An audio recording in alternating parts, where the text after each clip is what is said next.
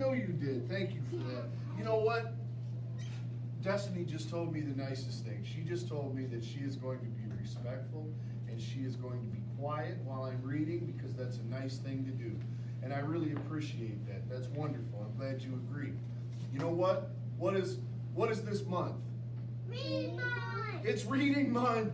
March is reading month. And you know what? It's my very favorite month because there is nothing that I like better than reading. Me too. You too? Good behavior. Good behavior is nice, but reading is, I think, the best behavior of all. Now, for right now, I'm not going to answer questions. I have some things to share with you. I know I have some things to share with you, and then we'll talk to each other after I read the book, okay? For right now, let me talk a little bit, and I'll read the book, then all of us will talk together, okay? So,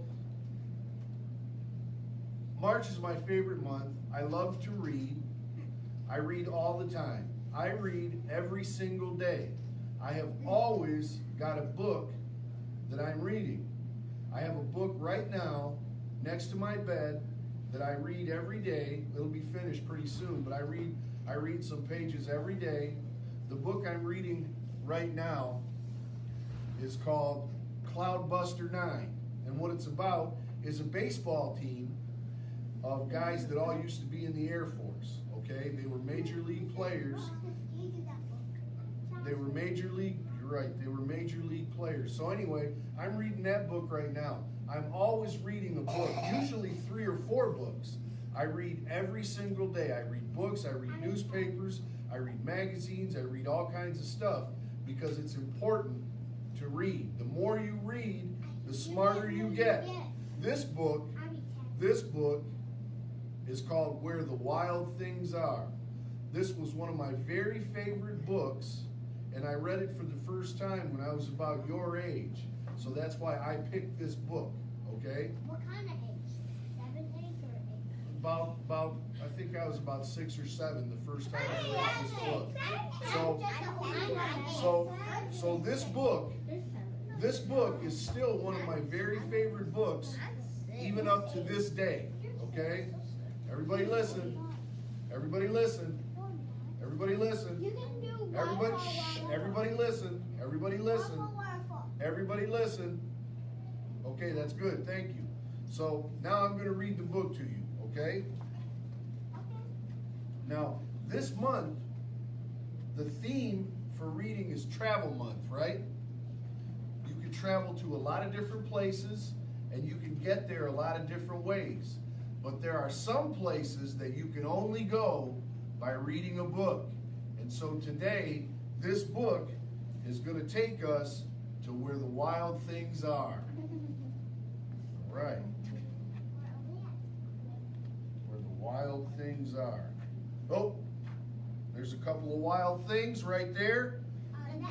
And that's Max. He's got that crown on his head. He's the king of the wild things. So, the night Max wore his wolf suit and made mischief of one kind and another, his mother called him Wild Thing, and Max said, "I'll eat you up." So he was sent to bed without eating any supper. He's not very happy about that. That very night, in Max's room, a forest grew and grew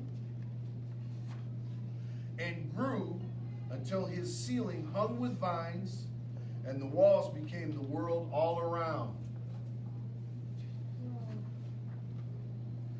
And no ocean tumbled by with a private boat for Max, and he sailed off through night and day, and in and out of weeks and almost over a year, to where the wild things are. There's the very first wild thing. Wait, that's the thing. And when he came to the place where the wild things are, they roared their terrible roars and gnashed their terrible teeth and rolled their terrible eyes and showed their terrible claws.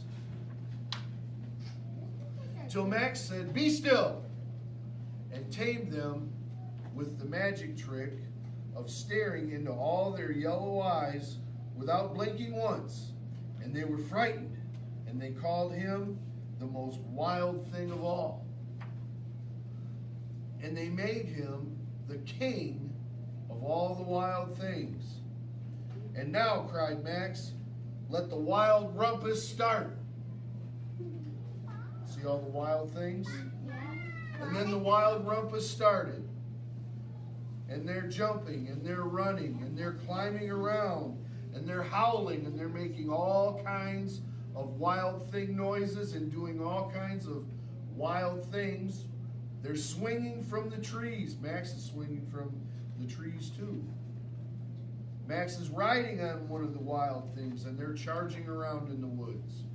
Now stop, Max said, and the wild things, and he sent the wild things off to bed without their supper. And Max, the king of all wild things, was lonely and wanted to be where someone loved him best of all. Then, all around from far away, across the world, he smelled good things to eat. So he gave up being king of where the wild things are.